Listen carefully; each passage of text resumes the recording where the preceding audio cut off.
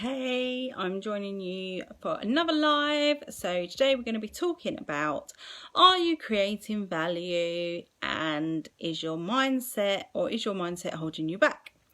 So anyone that follows my journey will know I am all about mindset. It was something that held me back for a very, very long time. It's taken me a while to sort my mind out, but I guess it took me, I'm going to tell you, I'm 35, so I guess it's taken me a long time to have got my mind in a certain way that it was in. So before we get going, let's hi Lisa, thanks for hopping on. I just see you popped up. So before we get going, let's have a look at where everybody's from, because I have been getting lots of friends requests this week. I've had lots of new people get added on here. Some of you have been speaking to you, some of I have not. So I'll start. I'm from sunny Essex. Woohoo, Essex. Yep. Don't know if I look like your typical Essex girl. I don't think I do. Or maybe I do. My accent is very Essex. So I'm just going to chat a little bit about creating value. So a little while ago, people that do read my story on here, I said about how I'd struggled away for a long time. No one has really helped me. No one has really shown me the right way. My mind plays lots of tricks with me. There's a little voice up there that tells me a lot of stuff that hi Lisa from Birmingham. Leanne has come on and she is my mindset reset queen. She completely kicks me up the butt when I'm feeling down. So has everybody got a coach? So have you got somebody who you can go to when you're feeling down and when you're not feeling so great and when life doesn't feel like it's going so great? Who here has got somebody who will support them, and then you'll go to them and they'll say, hey, that's completely normal to feel that way, or actually what you're thinking's not quite spot on, but if you do this and this, then you'll feel a bit better. So who's got that? I've got that. I am there now. I've got somebody who I can go to, and I just don't feel completely. I've got various people. I've got my upline, and I've got a very good friend of mine that isn't actually on my team or anything to do with my team, but she does her own thing, and we've worked very well together, and we've worked a lot on our mindset. I've done a lot of help with her around mindset and everything, and she's grown a lot in what she's done. So this is why I talk about mindset so much, because mindset is such an important tool in everything you do. If you set up your own anything you set up, if your mind isn't in the right place, you're probably never going to get anywhere. And I did a lot of work on mindset, and then I discovered that I had lots of self-sabotaging beliefs. Who's here has heard of self-sabotaging beliefs? That was a new thing that came to me just a few months ago. And when I discovered what self-sabotaging beliefs were, it completely changed my world. So put your hands up, give me some love if you've heard of self-sabotaging beliefs. If you haven't, I'm now going to tell you all about self-sabotaging beliefs and how they hold you back.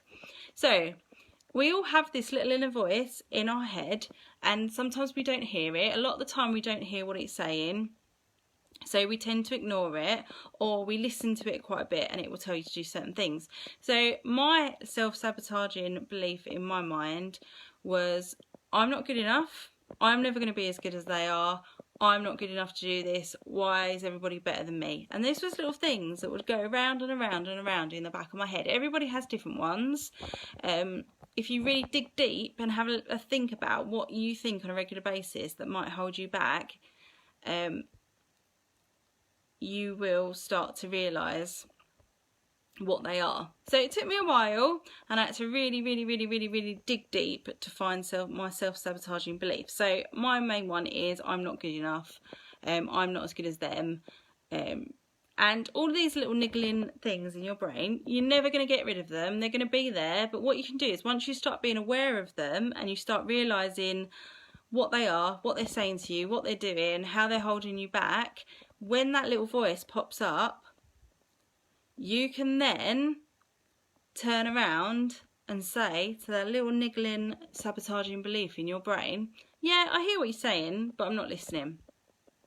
And the more you do that, the more and more you will move forward from what is going on that's sabotaging your brain. Because I'm not saying that they can't be there. They're there for a reason. I'm going to go into a bit of a story here. So I've suffered a lot of anxiety in my life, so I do worry, not so much now because I've worked a lot on it, but I had a lot of worries about fears about doing things. So if you knew the job I would do, you'd completely laugh that I'm like this, but I think when you're at work, I'm a certain way. So I had things like going to the bar. I don't know if it's something to do because I've got dyslexia, I don't know if it's something to do with that, but when I go to a bar, I will panic. If I've got like a big order, I'll panic and I think, oh no, I don't know what to say. And then I ask for everyone else's order, and then I get to my order and I'll go, there'd be all these options of what to have, and I think I haven't even thought about what I want. And I would go bright red and I'd go embarrassed, and it would just be all very embarrassing. And that's anxiety. So I decided I was going to try and find out what was going on. So I got these books and I read up on anxiety. And anxiety is actually something that comes from a long, long, long time ago, back in the not dark ages, like caveman times.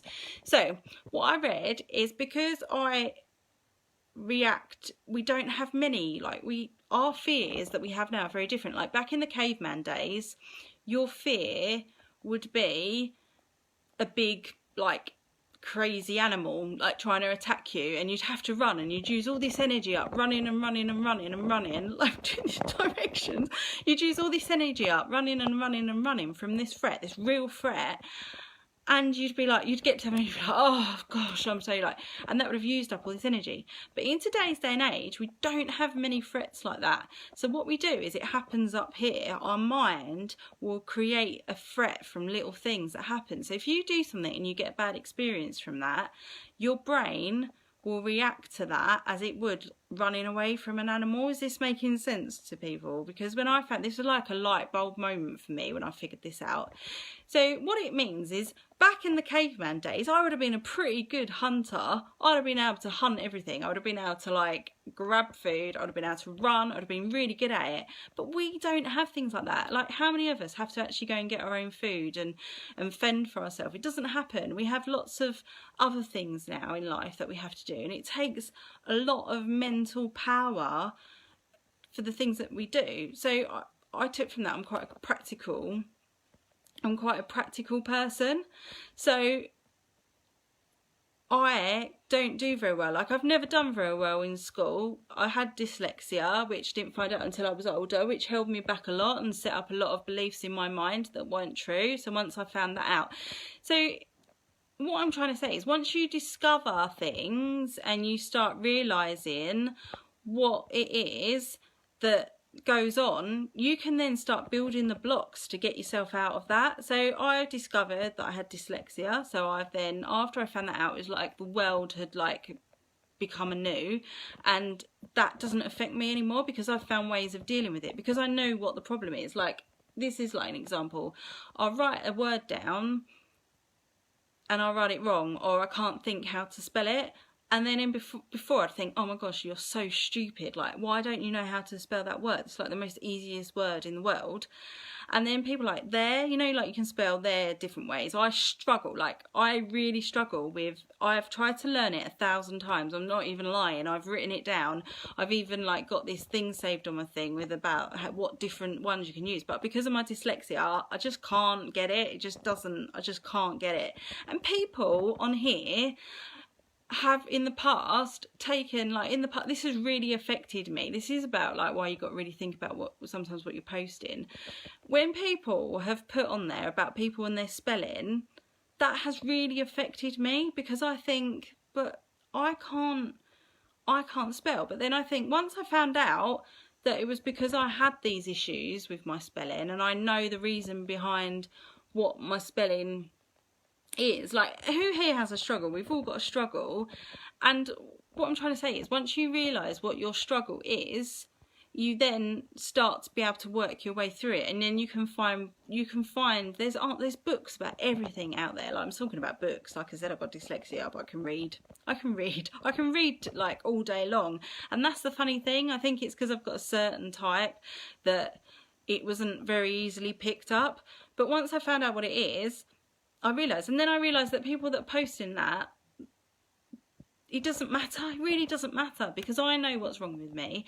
And then, like the self-sabotaging beliefs, I thought, if I can work out how to solve my dyslexia, if I can work out how to get through challenges in my life, I can work out how to have step-by-step instructions to everything.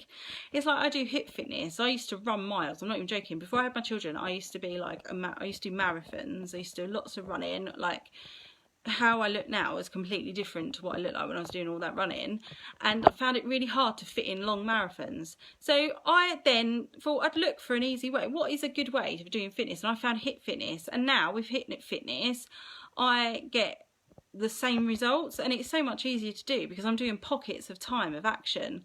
And that's what I mean by value. That's what I'm saying about value, is once you find out what it is that affects you, and then you find the answers to it, why don't you try sharing that with other people? That's what I mean, like create value. How many people are you helping on a daily basis? If you have a think about it, how many people have you helped today? How many people have you offered a helping hand to today? How many people can you honestly say that you've helped? So this is what about creating value. So I'm trying to think if I've kept on track. I'm sure I have. I'm sure I've provided you some great value, but it was just a little bit about creating value for people and your mindset, and how your mindset can affect everything. And I think I'm finally starting to learn that there's an answer to solve every problem, but you've got to know what your problems are. So have a real big think. Sit down, look at what you're doing, and really think about it. Think, is it me that's the problem? Is it what I'm doing that's the problem? Am I with the wrong group of people? Is that the problem? And then you can move forward. Like I made a big jump a few weeks ago, and I was really unsure, and I thought, oh, here we go again. Joe goes again. Grass is greener moment. Oh, look, the grass is greener. And I'm glad I made that jump, because I'm getting the help that I need. I'm with a load of people that help me how I need to be helped, and I like to see how things work. I like to know exactly the process of how things work, and that's what I'm getting. I'm getting taught how to do it, the process behind it, why it works, why consistency is important. Like, everyone goes on about you've got to be consistent. But do you actually know why you have to be consistent? Has anyone actually taught you why you have to be consistent? I now know why I have to be consistent. I now know why that's so important. I now know how to do that. I know why action is so important. I now know what type of action is important, and that's because I'm learning the process. I'm learning my trade. Like, I go on about this. I've gone on about this so many times. I've gone on about this is something that, if you've watched my lives before, I love using this one. So if you get a doctor and he's on his first day and he's had no training, would you let him operate on you? So he comes into the room and you go, oh, hey, this is Dr. say Jones. This is Dr. Jones. He has never had any training. He's just come out of school. He's never had any practical training, and he's just come out of school. Is it okay if he does an operation on you today? He's not going to have any help. He's going to be on his own, and he's going to do an operation. Is it all right if I let him do that? You'd be like, no, are you crazy? What do you mean you're going to let? And this is what I mean. Like, if you're just doing stuff without knowing what you're doing, it's just going to all go completely wrong. Can you imagine if he'd done that operation and it went perfectly okay? He'd be the most luckiest doctor in the world. But if he'd done that operation and it went, I would think that 9 times out of 10, if he'd had no training in operations, like, I don't know what sort of training you have when you come out of doctor school, but I'm sure it's not in-depth training in how to operate on somebody. If he did that operation and he did a really good job, I think he'd just have good luck. And then let's have a think about how many people go into something and do really well, and a lot of the time it's just luck. So then I go on about, like, teams and them falling apart. Like, a lot of teams end up falling apart because their leader is some doctor who went into it and had a real great time, and then maybe they've not looked into the past. I'm not saying that's everyone, I'm just saying that's what it might be. So I have gone on a bit and I haven't asked you many questions, but I'm sure you would have put below. I know everyone's like been commenting below, my fan club. Woohoo! So that's it really. I just wanted to go on a little bit about mindset because it's very, very, very something that is very close to me, about the mind and how rejiggling my mind has helped me so much. I am a completely different person to what I was even just a few weeks ago. I know some people have been following me on here for a very, very long time, and they will absolutely see a complete change in me. For example, I have been going to work. I had to do a certain thing at work last week, and I could tell that I was different. I had no worries. The niggling, I have voices that talk to me. I sound like I'm mad, but we all have the niggling in the voice, don't we? That tells us you're not this, you're not that. That voice, I shut it up. I was able to shut that voice up for enough time to talk, and I enjoyed it. I was in flow. It was about social media, but obviously, because I spent, like, I know about social media, but I was in my flow. Like, if someone said to me, oh, you're going to be going there and you're going to do a talk, and you're going to do a talk to 6 full, like, rooms of people in one day, I'd have gone, no, I'm not. Don't be so stupid. And I did it. And I'm so proud of myself, and that's because I've rejiggled my brain. So thank you for watching.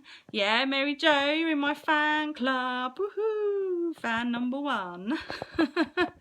So thank you so much for watching me. I hope you do, like, have got some value from this one. I was on a bit of a roll tonight because I'm so excited. I'm actually so excited today. I've had a day off work and I feel all refreshed and lovely, and everything seems to be going on plan. I'm sure talk to me another day, and I'm not always on a high. I do have down and lows. I think someone who's watching this will vouch that my lows are very low and my highs are very high, but I'm trying to keep it at level now. And I've got a few people who I go to, and they really do help me keep it a level. And that is not just the people who are in my team. Like, people not in my team help me a lot, and I help them. Like, I've got a few people that have got things outside of this industry that I'm in, and they say that I've helped them with mindset stuff. So every day that someone says to me, thank you, you've helped me, that makes it amazing to me. Because I don't want someone, like, I have said my story before, I'm not going to go through my story, but if someone doesn't have to suffer how I've suffered, and my mind has held me back all these years, if I knew what I knew now when I was in my early 20s, where would I be now? It'd be absolutely amazing. So thank you for watching. If you've got any value from this whatsoever, please do share with all your friends and family and everybody else that needs it. I do have a fab mindset group which I've set up, which you're more than welcome to come into.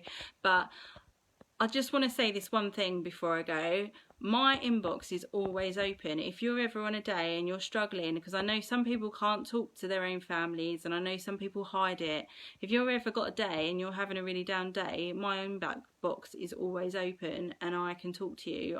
Like I said, if you read my stories, this is coming from a place where I've been there, and I know how it feels, and I'm out the other side. So it is possible to find your way out the other side, but you can't do it on your own. I'll tell you what, the amount of help I've had off of my partner, organisations and everything like that. I tell you what, if you do it on your own, you're a stronger person than me. So never be on your own, and if you are struggling, please do let me know, and I can hopefully help you.